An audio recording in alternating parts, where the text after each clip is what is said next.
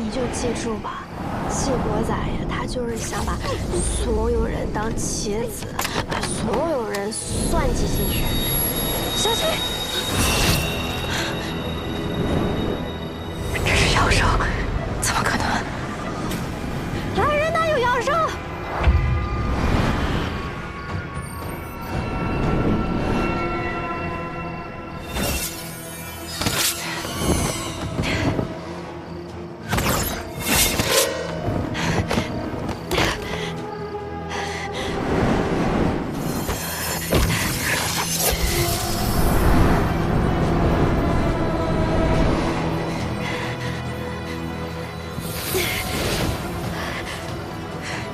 不行，光凭这点灵力，绝对杀不了他，得接力。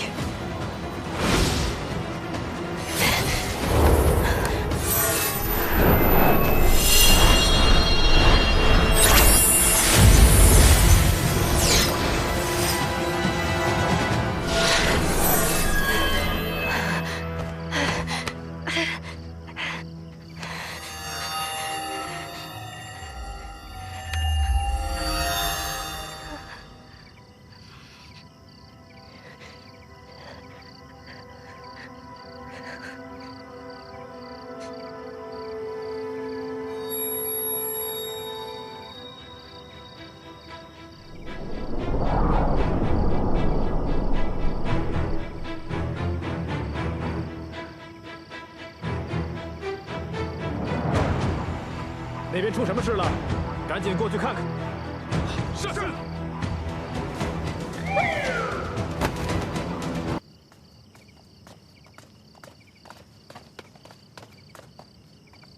米，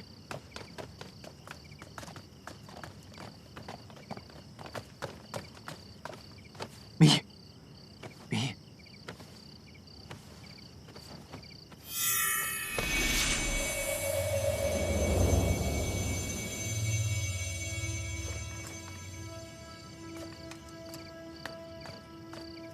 殿下，都死了。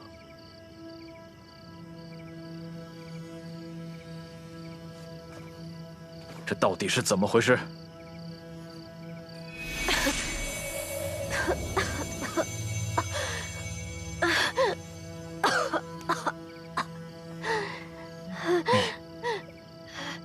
发生了什么？大人，风君，方才有妖兽，刚那个他们都死了，妖兽？就突然一团黑气就冲我们来，都怎么可能？嗜血妖兽自从100年前灵脉女仙之祸后，就已灭绝。再说，如果真的有妖兽，你怎么还会活着？你一定是看错了。我分明看见了，怎么会错？就是妖兽，要不是方才，要不是司徒仙君搭救，我早就死了。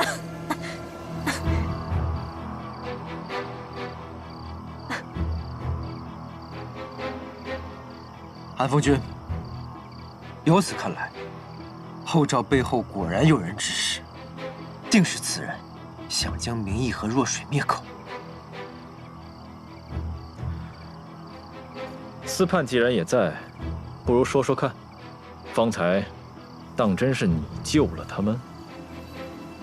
还有，你可是真的见到了妖兽？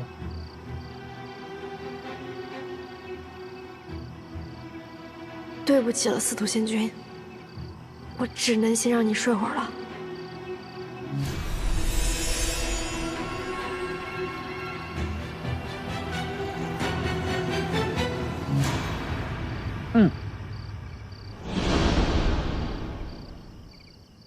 是，方才我押送后赵离开后，我这返回，我就撞见了1、2、3、4，哎，反正好多只妖兽，尚未炼成的，正在袭击2位仙子，我不能坐视不管。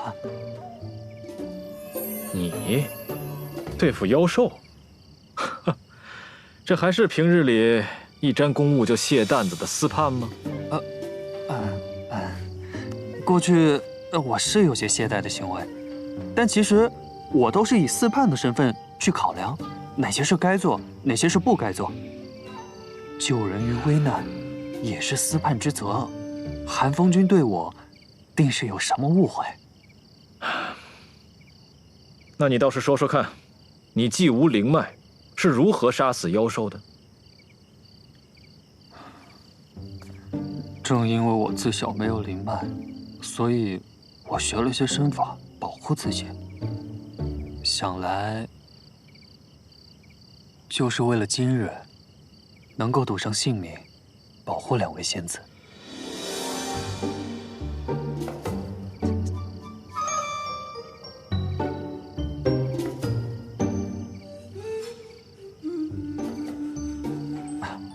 也是因为那些妖兽尚未炼化完成，在下才能勉强应对。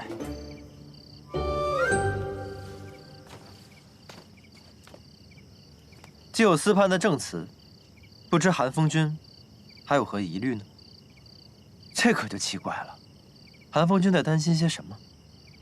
妖兽现世，说不好可是要危及六境的，宁可信其有，不可信其无啊！韩风君，此事必须要彻查。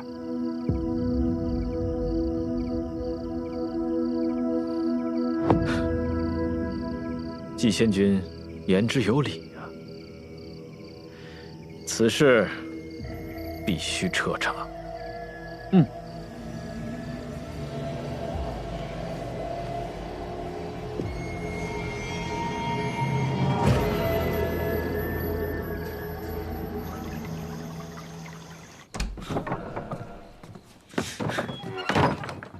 以前管闲事也就罢了，眼下你这副身子骨不行了，心里有点数。莲花掉下了第一半，现在感觉怎么样了？经过那段反噬，我现在没事了啊。邱若水的命不是闲事儿，那当下除了我，没人能救她了。不过今日之事实在太过复杂了，先是揭发后赵利用陈渊炼药，又是绝迹100年的妖兽出现。好在这事闹大了，司判堂肯定会彻查陈渊，那血珠花的交易就会就此停止。寒暑之水的人总算不用因采摘血珠花而受难了。我让你送那些金银珠宝，你都送到了吧？季波仔才不是为了要给他们伸冤，是为了达到自己的目的。我拿季波仔赏我的给他们，也算是劫富济贫了吧？人家确实是需要钱，可你连这也能往自己脸上贴金啊？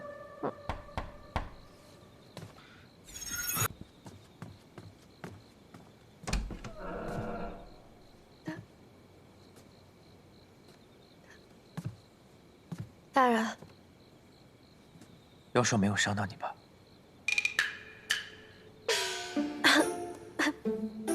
大人，我没事儿，你不必担忧我。那若水仙子她怎么样了？他没事了，让我看看你的伤。大人，我说没事儿，那就是真的没事儿。怎么，大人是觉得对不起我？你也受到了惊吓，早点休息。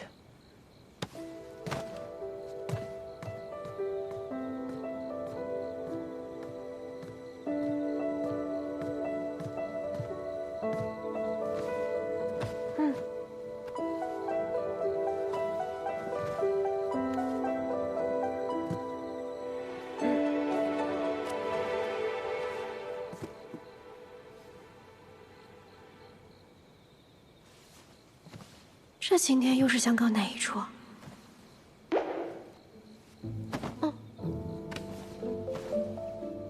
等你睡了，我再走。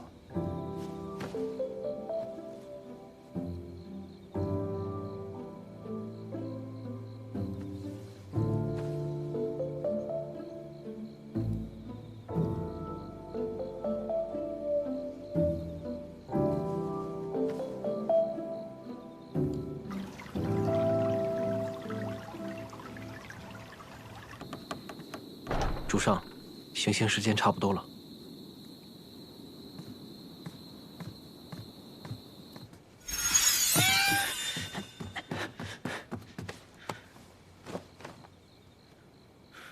蒙你。走。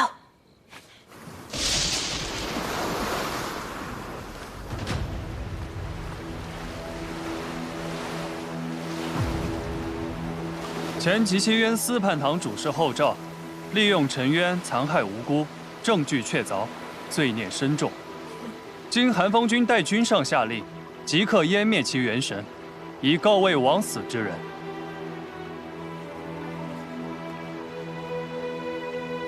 行刑。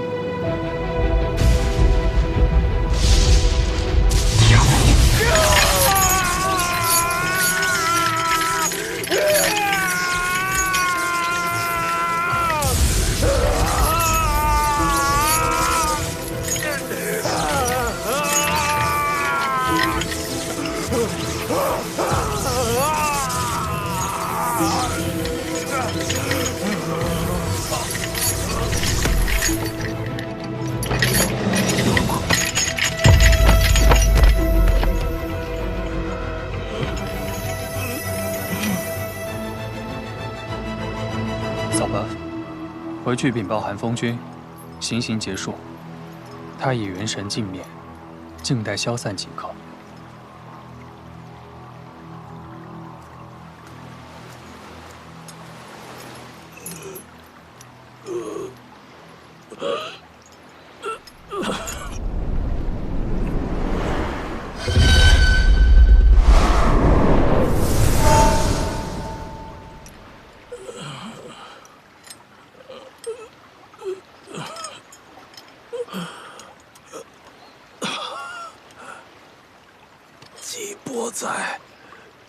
季伯在，我答应过你，用我自己的性命还我女儿平安。现在我已坦白罪业，韩风君提审我的时候，关于你的事我只字未提。你答应我的，也不能反悔。你一定要把建业草交给若水，治好他的病。他是我在这个世上唯一的牵挂。我求求你，我求求你！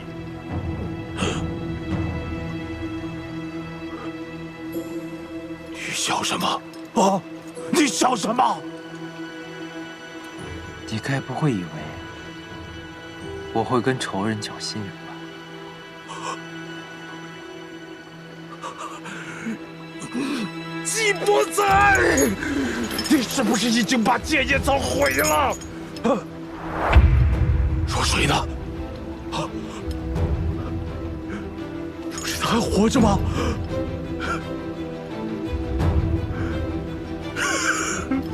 他是我们后世一脉唯一的孩子了，季伯在。后赵，你是不是慈父演得太久，装得连自己都相信了？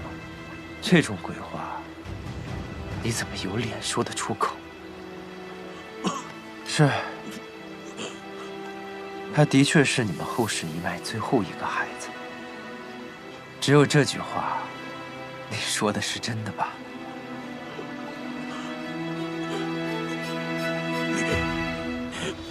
你知道了什么？后赵啊，你怎么可能会不知道呢？我夺走的可是你全部的记忆，当然也包括这一段。后赵，我可以实现你的所求，但你得先做到一件事。你需要献祭给我一个你健康无恙的血脉。可我后世一脉所有子嗣，全部死于枯枝病。我去何处找寻什么健康的血脉呀？后赵，你不是还有一个女儿吗？我枯枝病病情尚轻，服建业草可根治。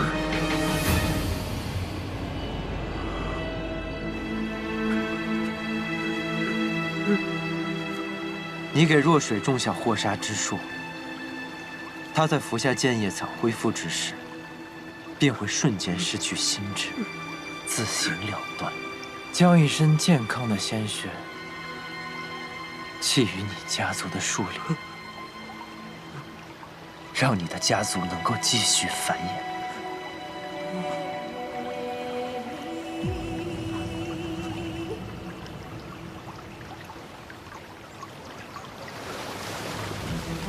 你是不是把自己都催眠了？忘了你只是把若水当作祭品了吗？怎么？你当真以为你是个好父亲啊？不是的，不是的。后兆，我要让你亲眼见到你们后世一脉就此断绝。季伯载，你凭什么？我凭什么？我师父薄玉兰是如何惨死在你们的手中，我都历历在目。他死前所承受的所有痛苦，就该百倍、千倍的惩罚在你们身上。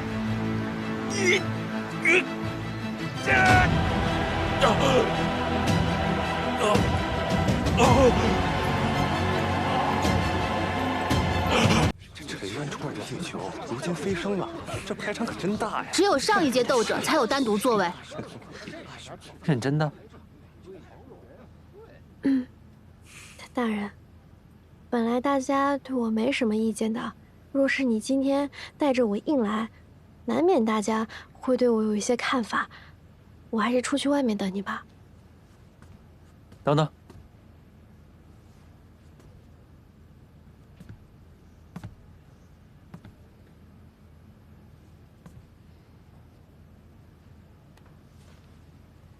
护身符。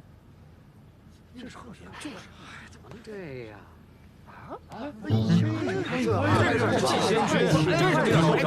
欧连之言是公主这般气头，像话吗？公主还真对呀！取下来。凭什么？我说，取下来。真小碜，像什么话呀？太放肆了！就是，你看成何体统？对呀。你取下来，我答应他陪你观摩。既然公主都这么说了，那就有劳公主帮我保管了。怎么能这样？这简直是口不择言！我都听着羞耻，太坏了！公主，要不我们去休息一会儿吧？是啊，就是不能。真是太过分了！礼义廉耻，他一样行为成何体统？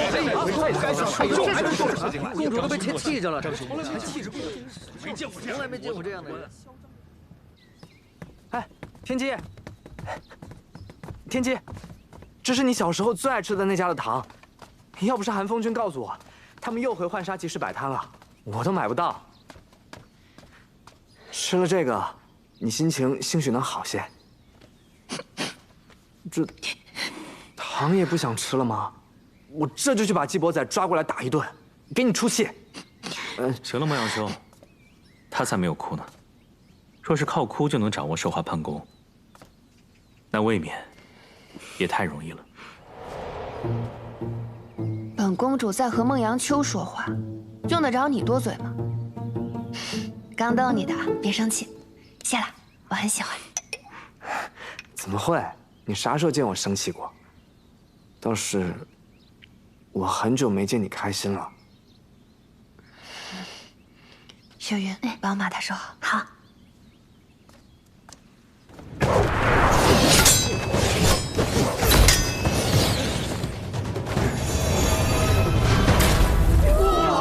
这孙长仙也太厉害了吧！齐心渊真是人才凋敝，连孙辽这样都算厉害的，天机公主可有的发愁了。要想让我开心，也很简单。比方说你，还有他，参加斗者遴选，那我就会很开心。好呀。为何？我不过一介医仙，身无灵脉，如何能够当斗者？更何况我们听命于谁，公主岂会不知？公主确定要任用我吗？吉星渊如今人才凋敝，我别无选择，所以二位仙君，是否愿助吉星渊一臂之力？我，还有他，我们都愿意。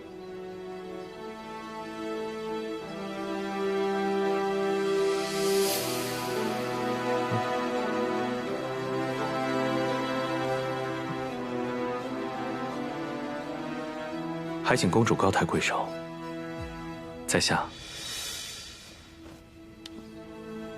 就不奉陪了。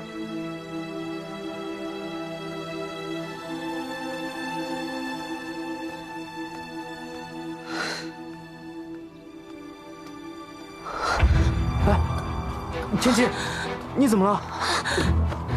天机，天机。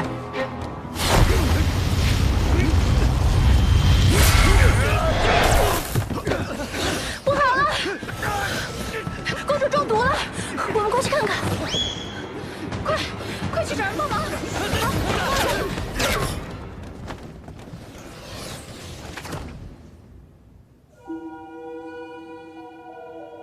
言笑，天机怎么样了？他是中毒了。中毒？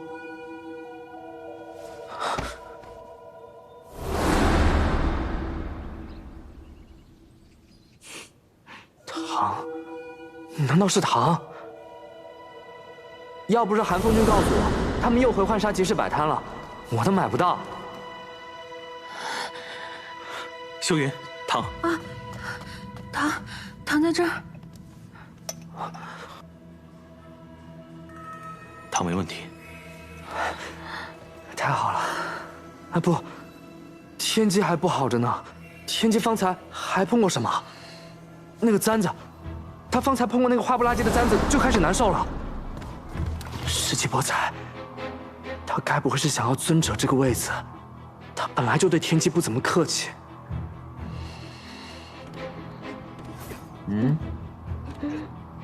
公主中毒了，你不去看看？今日要看的戏太多了，不差这一场。什么戏啊？你听说过狐狸被兔子骗的故事吗？再狡猾的狐狸，只要一心软，就注定会被磨平爪牙，最终沦为兔子的盘中餐食。如果真是纪伯才下的毒，怎样？我虽无灵脉，但哪怕只有1/1000的可能，我也会不惜一切代价杀了他。是吗？啊，天机，你醒了。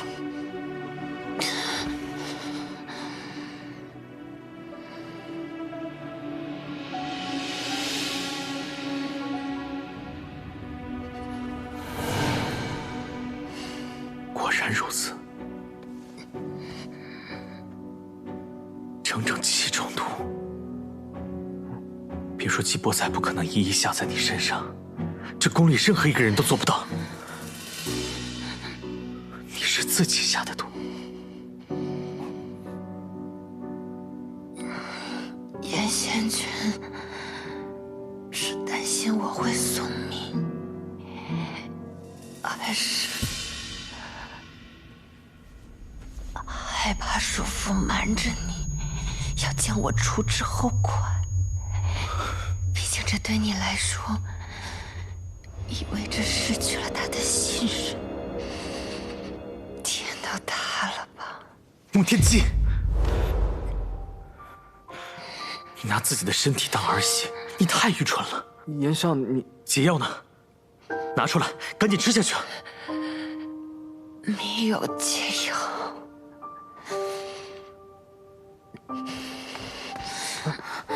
公主，不行，我得再找人看看去。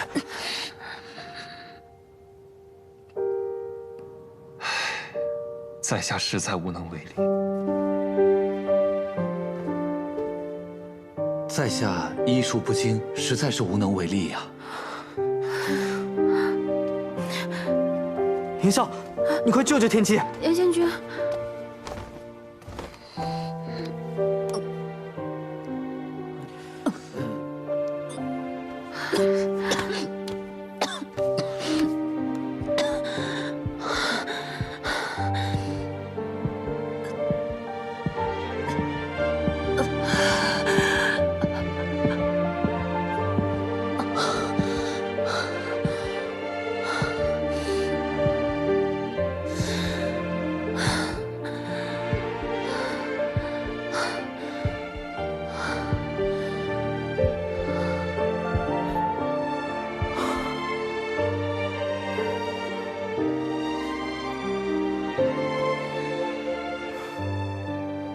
都已经起了。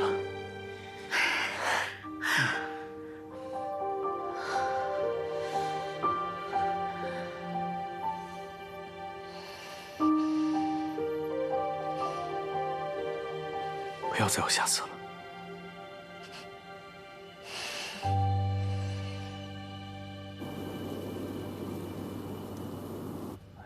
斗者遴选结束，现在公布入选名单。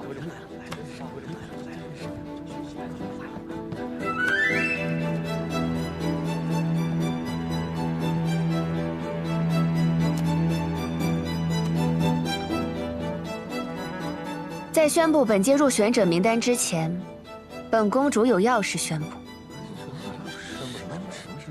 今日入选者，并非最终出战名单。啊？为什么？不是最终的？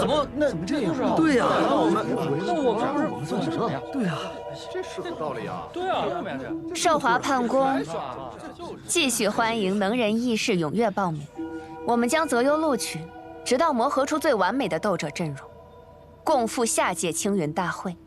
还要再就是名单，下面宣布拟邀者入选名单：首席斗者战客季伯载，前盾孙辽，孙辽确实还行。助气师陈曦，陈曦，对呀，虽然他做法器有些天赋，但还是个孩子呀。对呀，这也太年轻了，怎么能是他呀？副手孟阳秋，孟阳秋，虽然他灵脉强劲，但是个傻子呀。对呀，身灵劲不会用。一是傻子怎么会呀？袁笑，严仙君虽然医术厉害，但他没有灵脉啊。 这不是去送死吗？对呀，这不行。禀尊者，在下身无灵脉，这并不符合斗者遴选的规则。严笑仙君的医术，放眼极星渊无人能及，没人比你更合适。作为寿华判宫的医士出战青云，为极星渊争光了。可旧制如何能改？所有规定都要为极星渊立好而存续。若旧制不能助极星渊赢下青云大会， 那本公主执掌寿华判宫，便就是要改。哎，这不符合规矩，怎么能选他们呢？公主胆子也太大了，就是以前从来没有做过这样的事儿啊。对啊，公主怎么能做这样的决定啊？上一次，公主违抗旧制，便是册封我为斗者。这奇葩，真是太霸道了！写生物钟不能去那么了不起。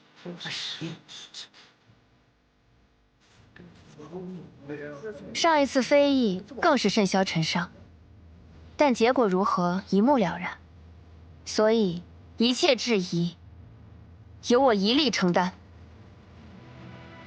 禀尊者，参选斗者中，医术胜过在下的数不胜数，实在轮不到在下来逞能。你也行哦，是吗？ 遴选赛进行中，本公主不幸中毒，7种毒药混合，疑难至极。萧云当时问了在场的所有医士，无人能解。偏偏你严笑仙君，在极短的时间内就调制出克制7种毒素的解药，在场的诸位可都是心服口服啊！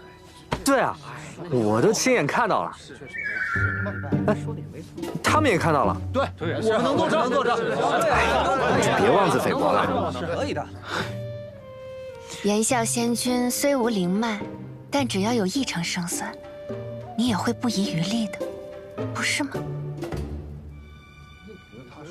吉星神君到！参见神君。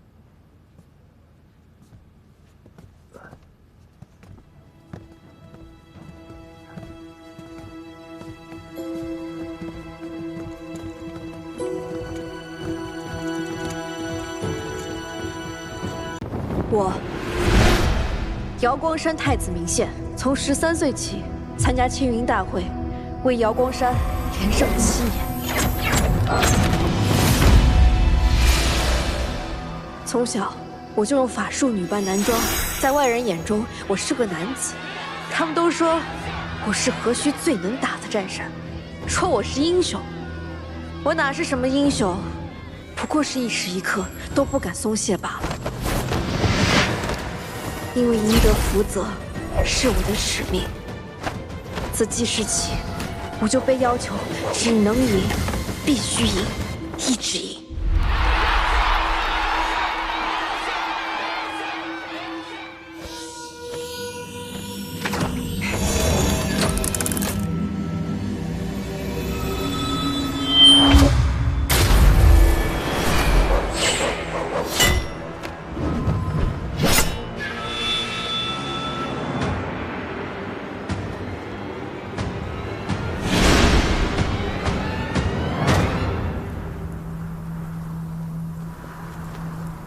我就说，还有漏网之鱼。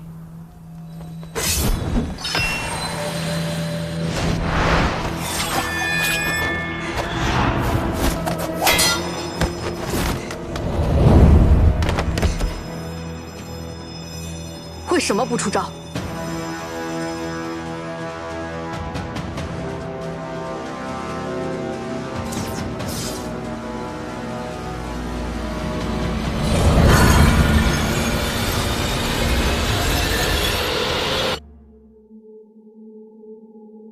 他们都不见了，急需输给齐心渊吧。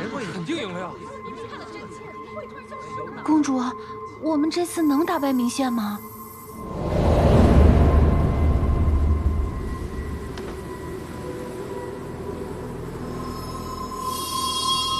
这个空间限制了我的灵力，连战甲都无法维持。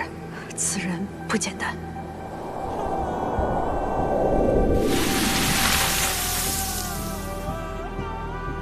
极星渊的斗者竟有此等灵力，你到底什么人？都被困在我的灵犀井里了，还能说出这种话？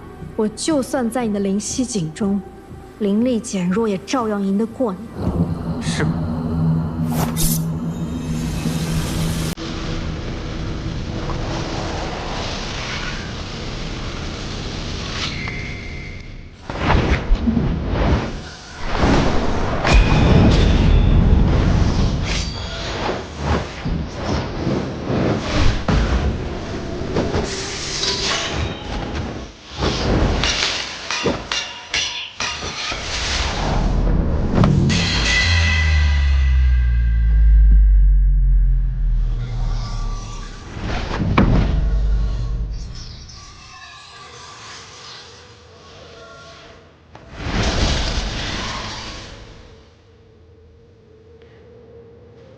果然是战神啊！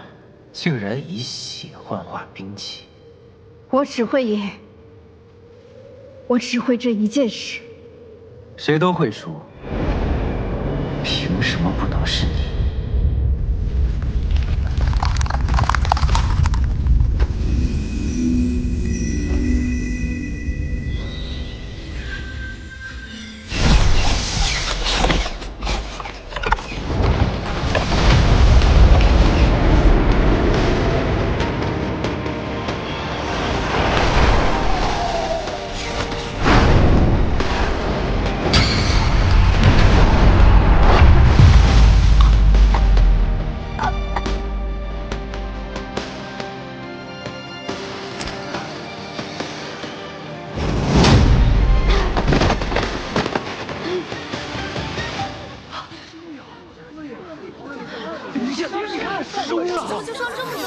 是啊，福泽都没有呢。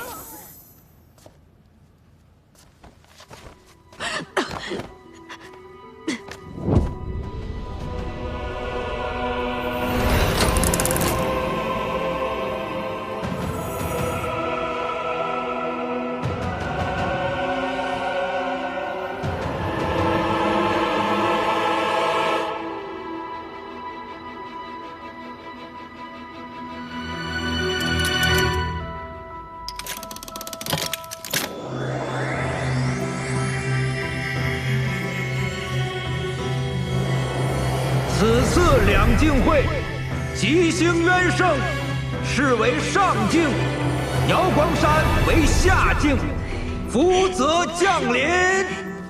公主，我们赢了，我果然没看错人。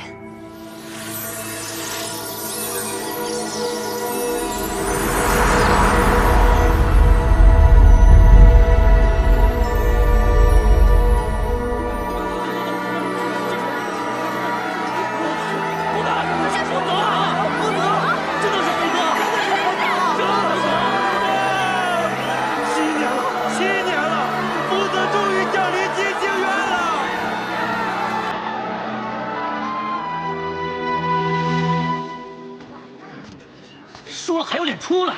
就是没出来都怪他，没有脸。就是，你说到手的福泽就这么没了？没有福泽，瑶光山就会灵光暗淡，大地干涸呀！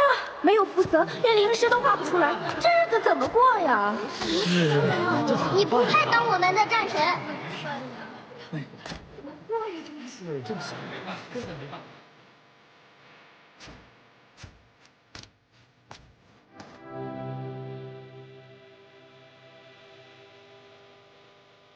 我是瑶光山太子明宪，13岁起参加青云大会，连胜7年，却像从未赢过。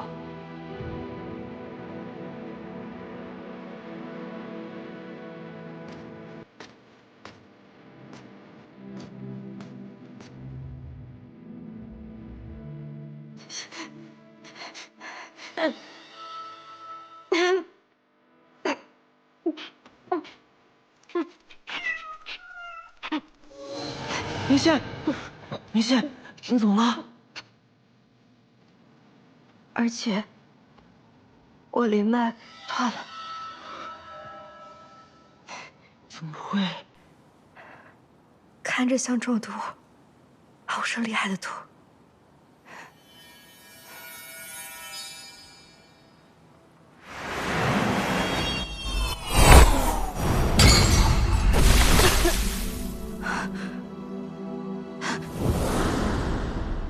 是他，卑鄙小人！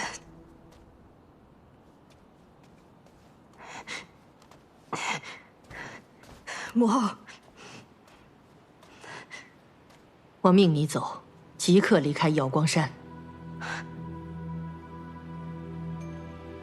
母后，您这是要驱逐我吗？你的灵脉已断，再要留在瑶光山，是想死在觊觎太子之位的人手里吗？母后，我一定能修复灵脉。瑶光山失去的，下届青云大会，我1000倍万倍讨回来。我对你一定还有用，您千万别赶我走。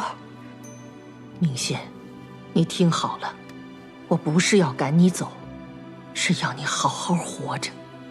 可笑我这半生汲汲营营，如履薄冰，教你从一出生就用这无相秘法扮作了这个太子。你本来可以成为一个普通的小仙子的。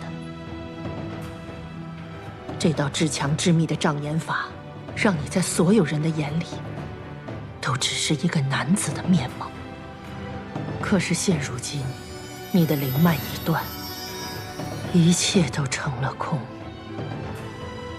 明宪，留在瑶光山，并不是一条生路。我放你走，你撤去无相秘法，恢复你本来的样子，谁都不可能认出你来。好好活下去，永远别再回来。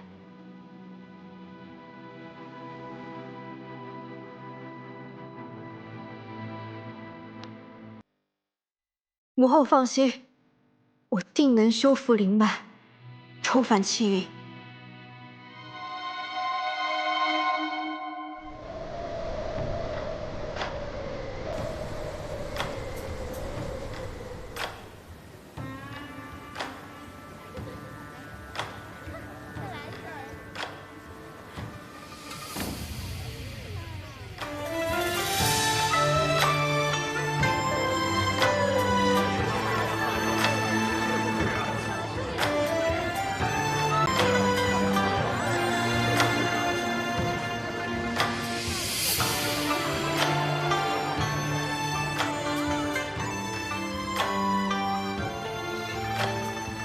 季仙君，我去找别的仙君了。这可不许。季仙君还真是把花月当家了。这青云大会一落幕，你就来了，在这流连的时间可比我都久。我辛辛苦苦出战青云，不就是为了今日？要什么？有什么？明明是我有什么，季仙君就要什么。是吗？那你有什么？季仙君，吃颗葡萄。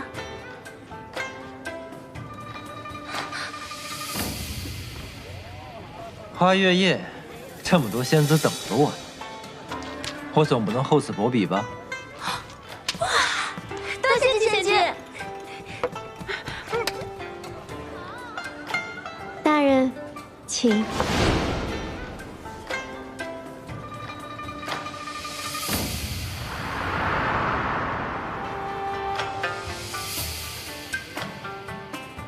季伯载这小子，赢了青云大会后，日日花天酒地，寻欢作乐，果然是个卑鄙无耻的小人。2个月了，我都无法近他身。今日他得封青云斗者称号，大摆宴席，我定要抓到这个接近他的大好机会。我听姐妹们说了青云大会的事儿，你也知道，这种地方嘛，一件事能被传成几百种模样。仙君在青云大会上表现应有，所向披靡。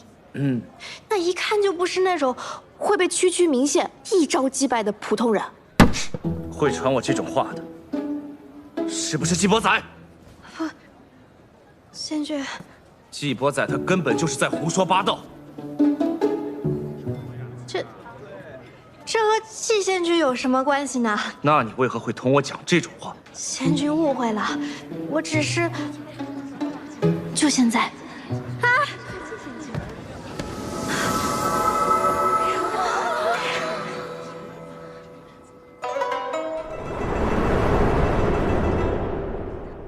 先引他英雄救美，我再顺势接近。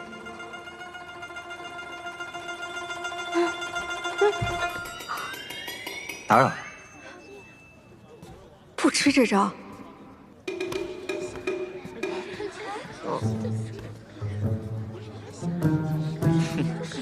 你该不会以为能找到季仙君为自己撑腰吧？孙仙君，你误会了，你那事儿季仙君一个字都没跟我说，你可千万别怪他。季伯载，是不是你传的我在青云大会的事？你一个沉冤罪囚，莫名后天得了灵脉，还攀上天机公主当了斗者，怎么只敢在背后嚼舌根，这么上不得台面吗？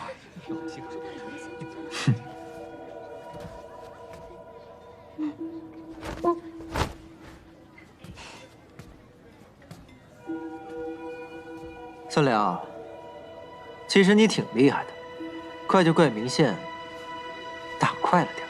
你。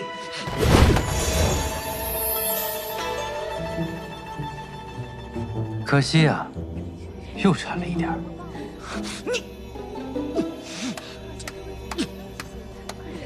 怎么今日又看到季兄为了一个小仙子，同人大打出手啊？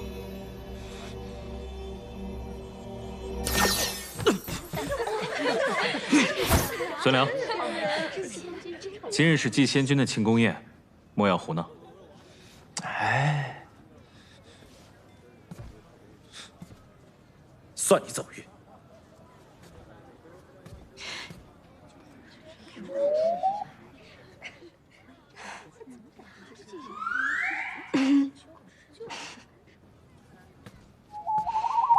这小子真难接近，我得再想想办法。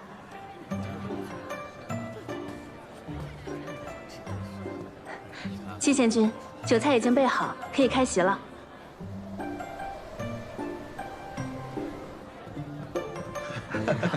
恭贺季贤君赢得青云大会，能否有幸敬你一杯？季贤君在青云大会上的表现如此英勇，为我们吉星渊赢得了福泽，今日难得一见，在下敬你一杯。师父说，我的时间不多了。徒儿，你青云大会受的伤给我看看。师父，我不知道中了什么毒，灵脉断了。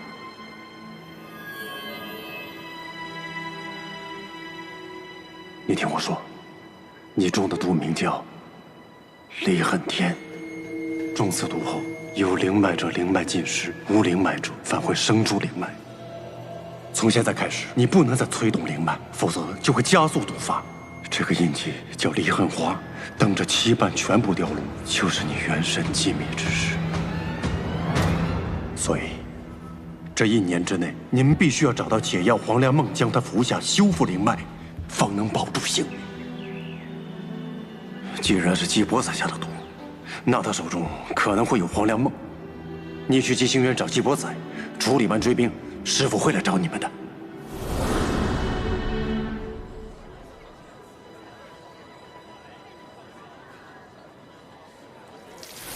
他不知外事，是怕别人给他下毒。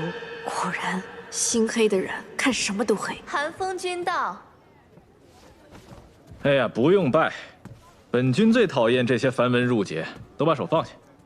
以后你们都像伯宰老弟一样，无论在哪儿见到本君，都像见到老朋友一般，这样多好啊！啊！寒风君这是点我呢，我哪敢造次啊？从前做醉酒时，连贵人的灵宠都要下跪，现下混好了，便只求一个不弯腰。本君就喜欢你这个脾气。今天是伯宰老弟你得封青云斗者的好日子，特带了些薄礼以表心意。你那乌龟海啊，煞是冷清，仅有的伺候也是年事颇高，这怎么能行啊？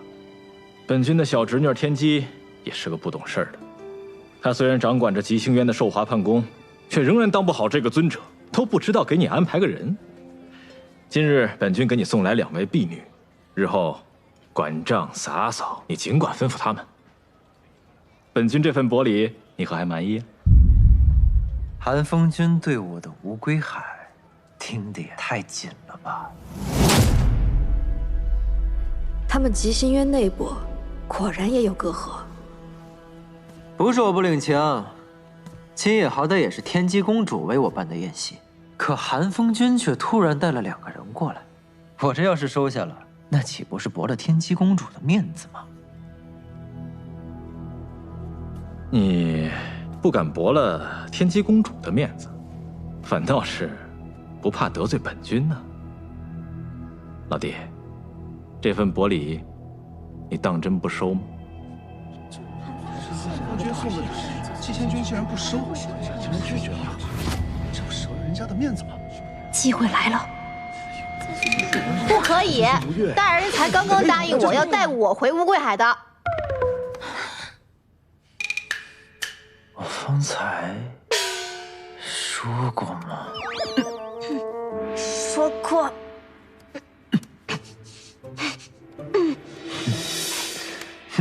许是之前答应的太多了，都不记得了。那不如季兄将这3人一同带回去，也算是一段佳话呀。对呀，是啊，一起带回去不更好？这个主意好，本君这就亲自派船车将你们一起送回去。好，带回去。对，带回去吧。是啊，带回去。不行，装不下。虽然乌龟海地偏，但毕竟是赏赐给季贤君的，幽景开阔，我看多来几个也装得下呀。对呀，是这个主意好啊！季仙君带回去正好，这样正好，这是且慢，诸位，我乌龟海可不是什么鱼塘，更何况在下精力有限。不如这样，3位仙子，我有一题，你们谁回答的最符合我的心意，我就带谁走，如何？这真是个好主意啊！就这么办吧。既然是来我处伺候，我的乌龟海豢养的是何种灵兽？你们该如何照顾？乌龟海是死水，能有什么？可我若答对，岂不显得我有备而来？你先来，就你。乌龟海，江河湖海的大小鱼塘，那肯定就是些乌龟、鲍鱼、虾什么的。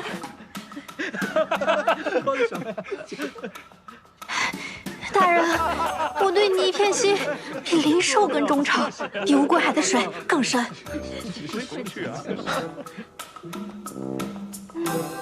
你来。乌龟海是极星渊死水，什么都养不活，整个府中连一只灵兽都没有。好无知的仙子啊！你当真了解极仙君吗？知道他的喜好吗？大人，你再给我次机会，我肯定答对。什么都不懂，再给他一次机会也是白瞎。大人，还有脸要机会？哎，这位仙子一直在纠缠极仙君，难道是仙君看不上他的？那2位仙子这么了解极仙君，肯定选他们啊！哎，韩风君选的人准没错。我选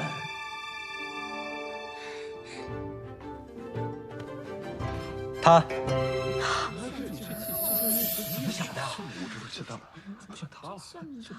我乃醉囚出身，便更知道世上万般皆虚幻，唯有真心不可负。这位明义，这位明义仙子视我为她的意中人，对我一片痴心，我怎能辜负了呢？你放心，我绝不负你。这2位仙子，那今日就只能怪我们没缘分了。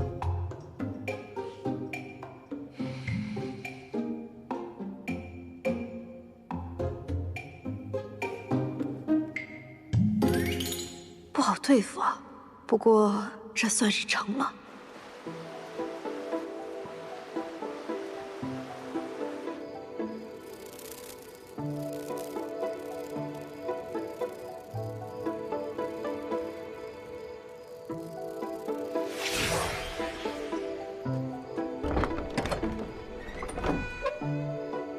主上回来了。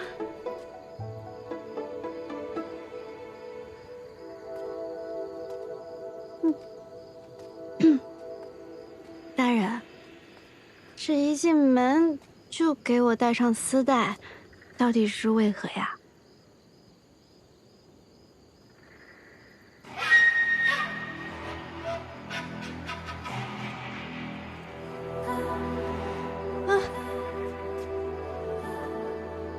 我喜欢。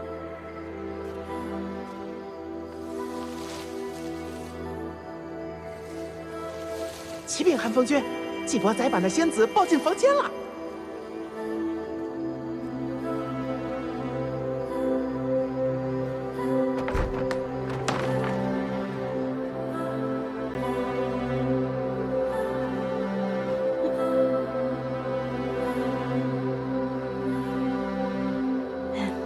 大人，这外边天都快亮了吧，还不给我摘下来？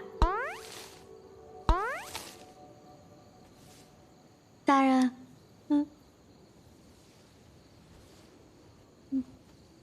今晚你大费周折，演了出欲擒故纵，就睡了跟我回乌龟海吧。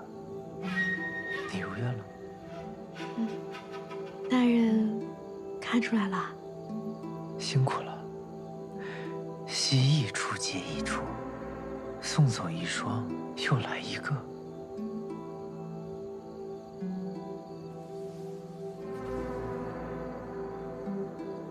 难为你和孙辽暧昧默契的演了一场。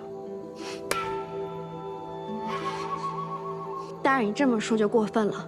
你千不该万不该，你算了质疑我的真心吧。这倒也是。你能帮我把这解了吗？我不喜欢这样，像在审问我。回答我的问题。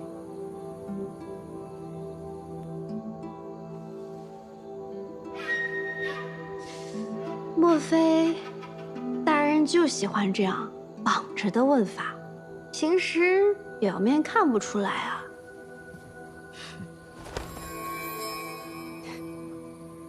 多谢大人。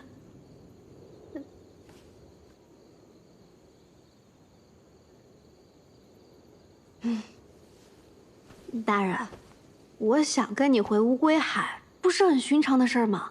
沉渊醉囚，一战飞升，你是极心渊的神话，是花月夜姐妹最崇拜的人啊！我一心向着大人，大人却这么冷冰冰的对我，这真是太伤人了。以后不许这样了。你叫明义。大人心里有明月的明，大人是我意中人的意。你来花月夜前是做什么的？这还是要生我呢，说多错多，得想个法子堵住他的嘴。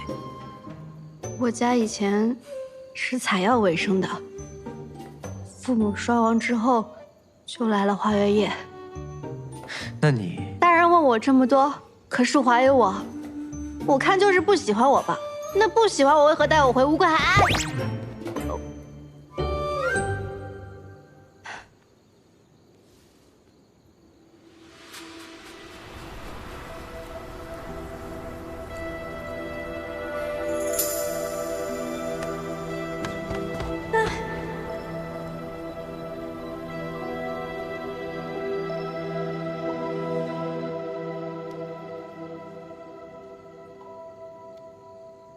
没事吧？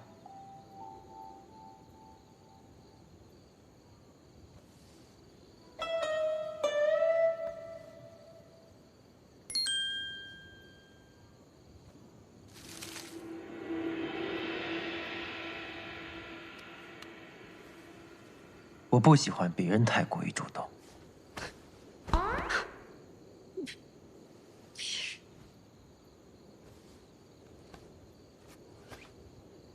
不是吧，这么厚结？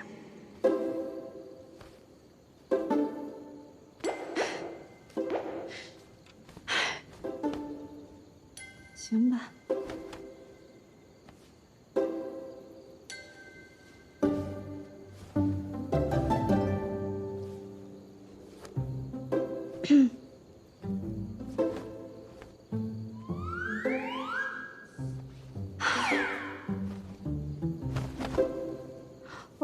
二七怎么回事儿？怎么还没好？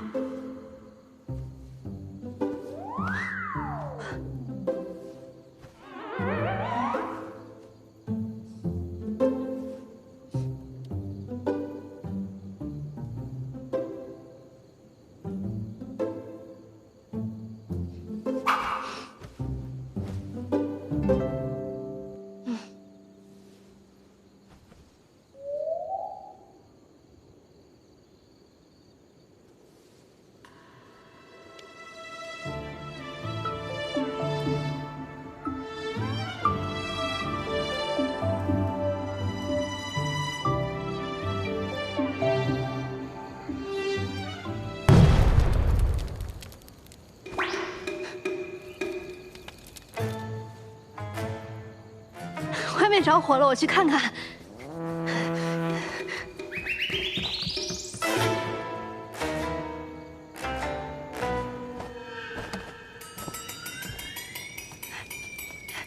哎呀，大人，这怎么回事啊？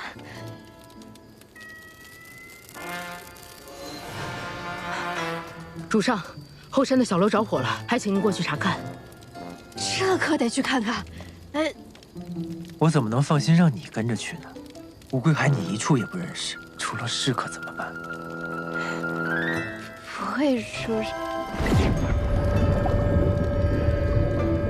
这道结界，除了我跟荀婆婆，谁都进不来，而你也出不去。这样你就不会有任何危险了。等我回来。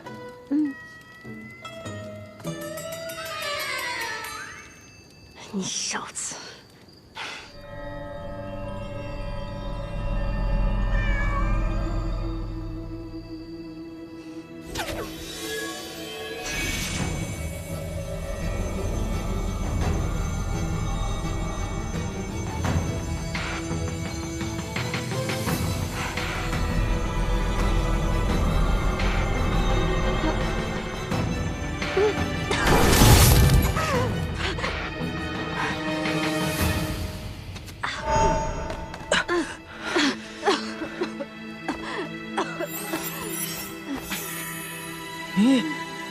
你现在灵脉已断，只能跟普通人一样，拥有少量法力，使用简单的法术，以后就别逞强了。知道了。是吧？蛇师傅不是说不让你用灵脉吗？万一离恨花断了怎么办？只用这点灵力，不至于催动灵脉。这个结界复杂，只能我来破。我不就让你搞点动静，阻止他留宿而已吗？下手那么重干嘛？我也纳闷呢，我就按照你说的，在远处那个小楼，略施法术就燃了一簇小火苗，不知怎的这火就变大了。我还在想，不应该啊。算了，趁他不在家，赶紧动手。东西呢？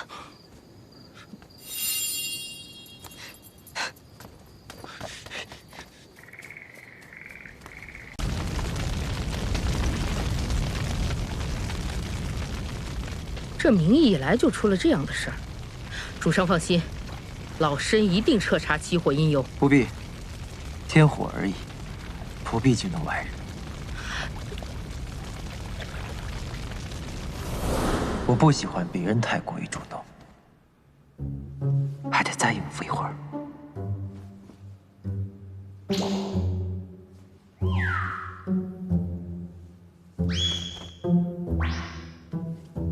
这衣服怎么就这么几层？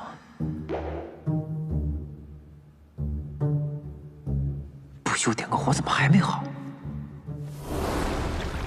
火我慢慢灭。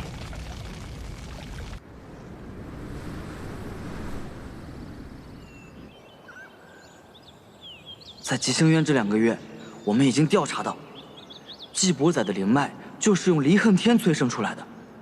使用了离恨天，若没有黄粱梦解毒，就必死无疑。既然那小子还活着，那他就一定有黄粱梦。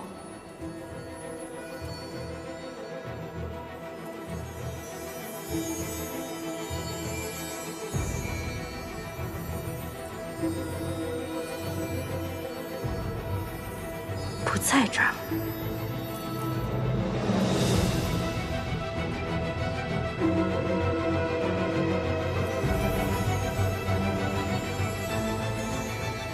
也不在这儿，能在哪呢？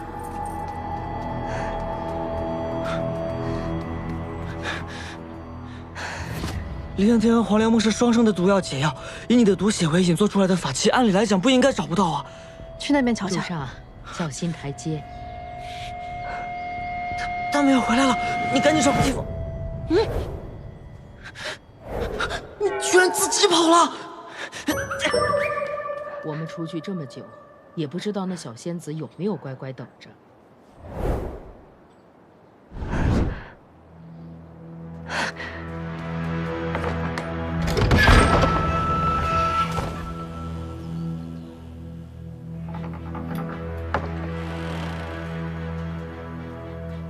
禁足结界破了。